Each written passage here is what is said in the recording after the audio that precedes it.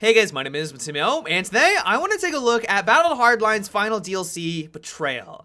I gotta fully admit that I've been pretty impressed by this content, and the one thing that has really caught me by surprise is the gun bench. Visceral has been talking about this mechanic, or the gun bench, forever now. Even before the game released, they talked about in their premium service that they were gonna add in the gun bench that would allow you to customize your weapons and your character to your liking. I'll admit though, I figured that it was going to be kind of a tacked on mechanic, especially considering that it's taken them so long to implement it into Battlefield Hardline.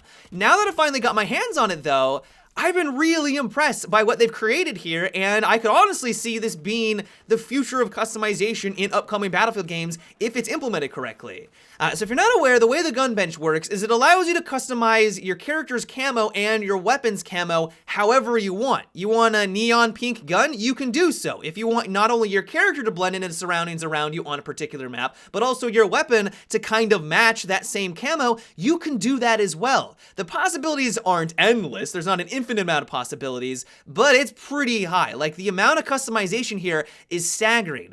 The reason why I'm excited about it is that I could see this being the future for customization in upcoming Battlefield games. Like, if it's done correctly, this could be absolutely incredible so that you could create not only your unique weapon skin, but also a character that looks distinctive on the battlefield so that if people come across you consistently, they're going to be able to pick you out of the fray simply by the way that you look. Like, that could be really cool.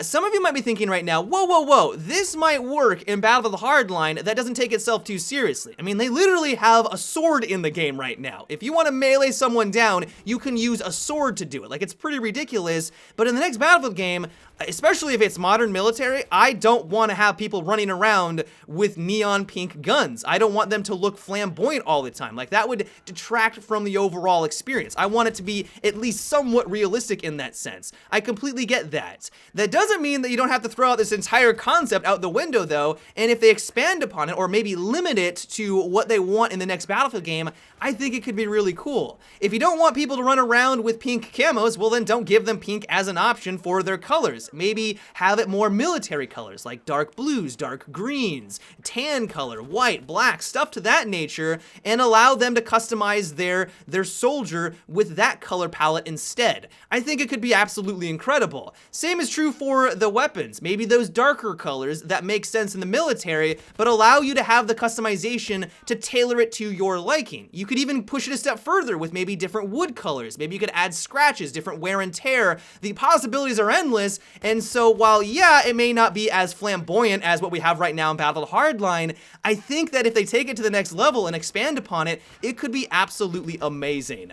But just in general, I have been very impressed by what Visceral has done with the gun bench. I went in hesitant thinking it was going to be something that was tacked on, but left honestly surprised and really excited to see if this is something that is going to be more of a standard in upcoming Battlefield games. As for the rest of the DLC, it's not too shabby. The one map I had to play immediately, and the first map I jumped on into, was the remake version of Grand Bazaar. Grand Bazaar was one of my favorite maps back in Battlefield 3. I absolutely adored that gameplay, and I wanted to see if Visceral had done a good job remastering it into Hardline. For the most part, it's an amazing map, and they didn't screw up. They actually made some improvements here. For as much as I loved Grand Bazaar back in the day, it did have some problems, especially with their spawn system or just getting into the action on some parts of the map. Running across the streets usually was a death sentence, especially when you were trying to get from the street from your deployment over to one of the objectives. It seems like they've remedied and solved a lot of the issues from the Battlefield 3 version, and in general, it just plays out really well. It's not perfect. I don't know if I really like the night theme because there's some parts of the map where it just turns into a spotting simulator, and all you're doing is really shooting at people who are spotted, or you're using the Iron V. I don't really know if I enjoy that, but the overall map is just a hell of a lot of fun.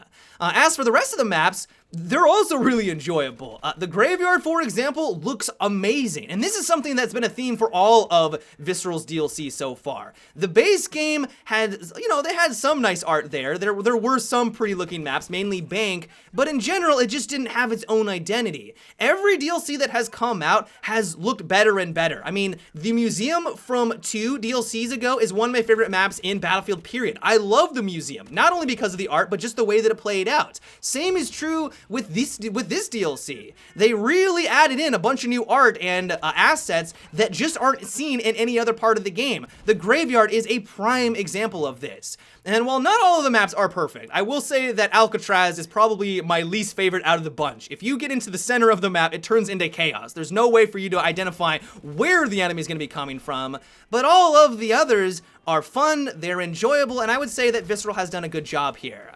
The only thing that saddens me about this entire DLC, though, is the lack of player base on PC. I was playing late at nights, admittedly it was off hours, but there was only 800 people playing concurrently worldwide. We're not even talking about in my region, but worldwide, 800 people just isn't a very healthy player count. It's doing okay on consoles, Xbox One and PlayStation 4, they're in the thousands, but at least on PC, it's hard to recommend or even really get a lot of enjoyment out of this thing because you know that in a couple of days or in a couple of weeks, it's gonna die down because everyone's gonna move back on over to their other shooters or back to the base game of Battlefield Hardline because there just isn't the player count to sustain the DLC maps. And so while I'm having a lot of fun here, and I know that Visceral has been doing their best to try to get more people back into Battlefield Hardline, they've even changed the damage model of the weapons to mirror Battlefield 4. Like they really want to get Battlefield players to come back and play on PC, but I just don't know if it's gonna be enough. And so while I'm really loving what Visceral has done to Hardline over this last year, they've done a lot of improvements to the game, that dwindling player count really is a big negative, at least for the PC side of things. But yeah, guys, that is about it for my little look at the final piece of DLC for Battlefield Hardline. I hope you enjoyed. Give me your thoughts on the gun bends. Do you love it? Do you hate it? Would you like to see something like this in the next Battlefield game? Let me know down below. But yeah, guys, until tomorrow, have a good one and take it easy.